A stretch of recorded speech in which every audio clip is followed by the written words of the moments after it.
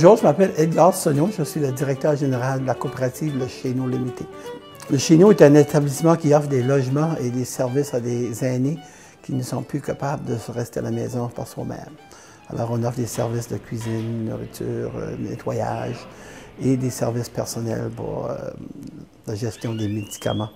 Notre équipe de travail, on a environ 30 employés qui assurent les services 24 heures par jour. Et ça fait l'été dernier, on a eu deux immigrants, Ken, qui sont ajoutés à notre équipe. Et ça a vraiment bien été de les avoir partie de notre personnel les derniers 3 mois cet été. Parce que c'est une qui, même si elle est retournée au collège, qu'elle est maintenant travaille encore à temps partiel pour la coopérative les fins de semaine et les soirs. La contribution de nos immigrants a beaucoup contribué à la vitalité de notre équipe. Ce sont des personnes, notre foyer à majorité, des personnes blanches, catholiques. Alors ça amène un nouveau élément dans l'édifice, que c'est que tu as quelque chose de différent.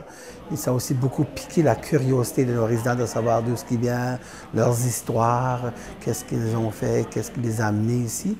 Et de cette façon-là, ça a été une très bonne expérience pour nous et pour nos résidents. Je pense que les conseils que j'ai à offrir à quelqu'un qui explore la possibilité d'embaucher des immigrants, la première, c'est vraiment de prendre son temps dans sa période d'adaptation.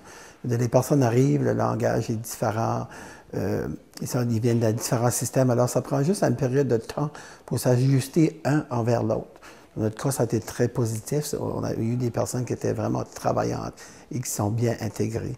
Le succès d'avoir une personne immigrante de travailler dans notre établissement, c'est la communication. Il faut s'assurer qu'il y a une bonne communication due à la différence culturelle.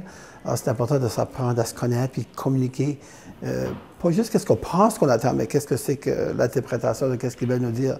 Parce que le vécu, parfois, est tellement différent qu'il faut s'assurer que qu'on se comprenne lorsqu'on se parle.